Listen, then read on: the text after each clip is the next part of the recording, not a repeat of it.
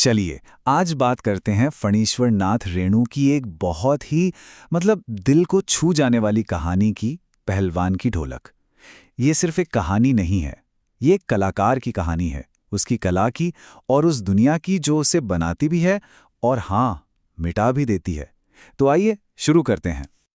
सोचिए जरा, जाड़े का दिन है, अमावस्या की रात एकदम ठंडी काली, और एक गांव है जो मलेरिया और हैजे से ऐसा कांप रहा है मानो कोई डरा हुआ बच्चा हो। हर तरफ बस अंधेरा, खौफनाक चुप्पी और मौत की आहट। ऐसा लगता है जैसे रात भी चुपके चुपके आंसू बहा रही हो।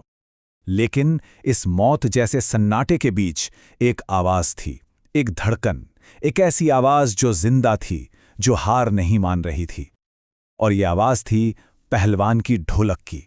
मानो वो उस अंधेरे को, उस मौत को ताल ठोक कर चैलेंज कर रही हो। तो सवाल ये उठता है कि आखिर ये ढोलक बजा कौन रहा था और क्यों? इस आवाज के पीछे की कहानी क्या है? इसे समझने के लिए हमें थोड़ा सा वक्त में पीछे जाना होगा, लुट्टन सिंह की कहानी में। तो ये लुट्टन सिंह था कौन? देखिए, उसका बचपन कोई आसान नहीं था। सिर्फ 9 साल का था जब माँ बाप गुजर गए। उसकी विधवा सास ने ही उसे पाला पोसा। अब गांव वाले उसकी सास को बहुत तंग करते थे। बस इसी का बदला लेने के लिए लुट्टन के सर पर एक ही धुन सवार हो गई, पहलवानी की, कसरत की। और सबसे मजेदार बात जानते हैं क्या है? उसका कोई गुरु, कोई उस्ताद नहीं था। उसका गुरु तो कुछ और ही था। अब जवानी का जोश था। लुट्टन पहुंच गया श्यामनगर के मेले में, और वहां जाकर उसने कुछ ऐसा कर दिया जिसकी किसी ने भी उम्मीद नहीं की थी। उसने उस जमाने के सबसे बड़े चैंपियन चांद सिंह, जिसे लोग शेर का बच्चा कहते थे, उसे सीधे सीधे चैलेंज कर दिया। अरे वो पहलवान जिससे लड़ने के नाम से ही लोगों के पसीने छूट जाते थे। तो कुश्ती शुरू हुई। चांद सिंह जाहिर है लुट्टन पर भारी पड़ने लगा। सारी भीड़ चांद के लिए चिल्ला रही थी, लेकिन लुट्टन के लिए, उसके लिए सिर्फ एक ही आवाज थी, ढोलक की। चट गिरधा, चट गिरधा। मानो ढोलक उससे फुसफसाकर कह रही हो, मत डरना, अरे मत डरना। और ये ढोलक सिर्फ हिम्मत नहीं दे रही थी, नहीं, वो तो उसे दांवपेंच भी सिखा रही थी। जैसे ही चांद सिंह ने उसे लगभग चित करने की कोशिश की ना, ढोलक की एक पतली सी आवाज आई, धाक धिना तिरकट थिना।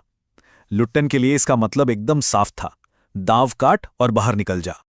और बस जैसे ही लुट्टन ने दांव काटा और बाहर निकला, ढोलक की आवाज बदल गई। अब वो और भारी हो गई, चटाक चट ढा। लुट्टन तुरंत समझ गया, ये फाइनल कमांड था। ढोलक कह रही थी, उठा और पटक दे। और लुट्टन ने ठीक वही किया। एक पल की भी देरी नहीं की। चांद सिंह को उठाया और जमीन पर दे मारा। चारों खाने चित। सोचिए, एक गुमनाम सा पहलवान सिर्फ ढोलक की ताल पर उस जमाने के सबसे बड़े चैंपियन को हरा चुका था। अब इस एक जीत ने ना लुट्टन की पूरी दुनिया ही बदल दी। बस यहीं से उसकी जिंदगी का वो गोल्डन पीरियड शुरू होता है, एक शाही पहलवान का दौर।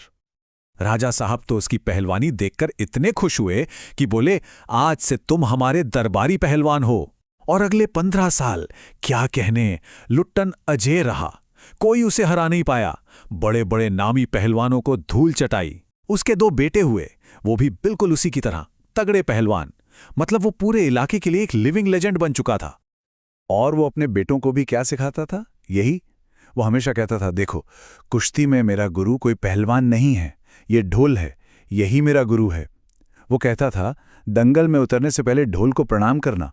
सच पूछें तो उसके लिए ढोलक की आवाज ही सबसे बड़ी, सबसे असली ताकत थी।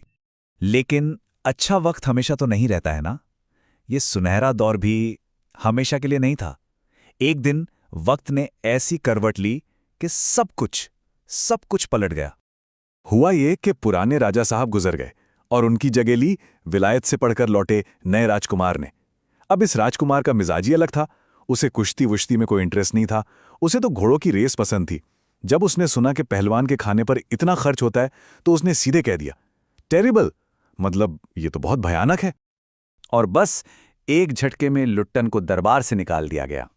सोचिए, जिस कला की कभी पूजा होती थी, वो अब बेकार हो चुकी थी, इररेलेवेंट हो चुकी थी। वो बेचारा अपनी ढोलक कंधे पर लटकाए अपने दोनों बेटों के साथ वापस अपने गांव लौट आया। गांव वालों ने तरस खाकर उसके लिए एक झोपड़ी बना दी। गांव लौटकर लुट्टन ने कोशिश तो की, उसने नौजवानों को कुश्ती सिखानी शुरू की, एक अखाड़ा बनाया। पर बेचारे गांव वाले, गरीबी में ये शौक कौन पालता। धीरे धीरे उसका अखाड़ा खाली हो गया। और फिर लुट्टन के सामने एक ऐसा दुश्मन आकर खड़ा हुआ जो दुनिया के किसी भी पहलवान से कहीं ज्यादा खतरनाक था। अचानक जैसे पूरे गांव पर आसमान टूट पड़ा हो। मलेरिया और हैजे की महामारी ने पूरे गांव को जकड़ लिया। हर दिन हर घर से लाशें उठ रही थीं। शाम होते ही लोग डर के मारे अपनी अपनी झोंपड़ियों में दुबक जाते और चारों तरफ बस मौत का एक डरावना सन्नाटा छा जाता था। और ठीक इसी सन्नाटे के बीच लुट्टन की ढोलक एक बार फिर गूंज उठी।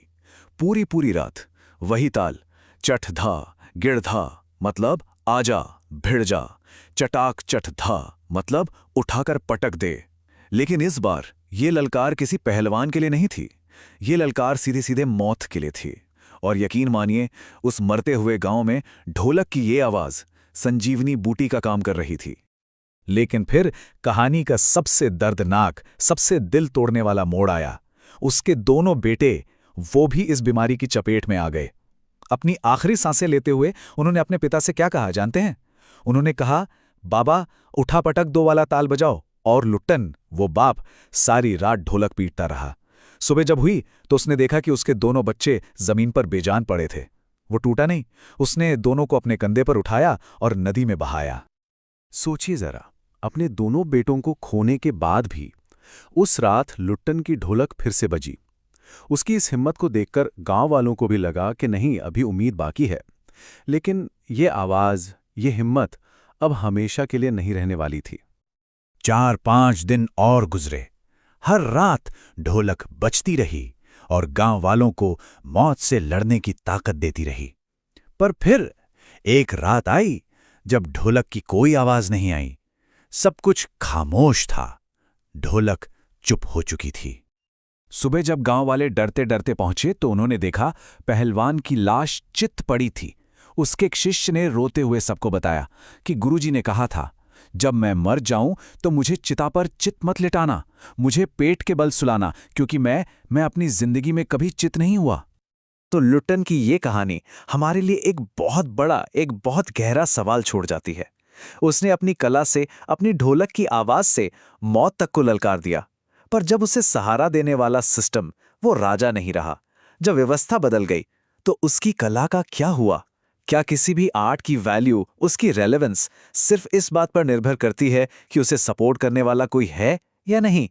या फिर उस ढोलक की तरह कला की अपनी एक अलग ही ताकत होती है, एक ऐसी ताकत जो हर अंधेरे में उम्मीद की एक आवाज बन सकती है? ये एक ऐसा सवाल है जिस पर हम सबको सोचना चाहिए।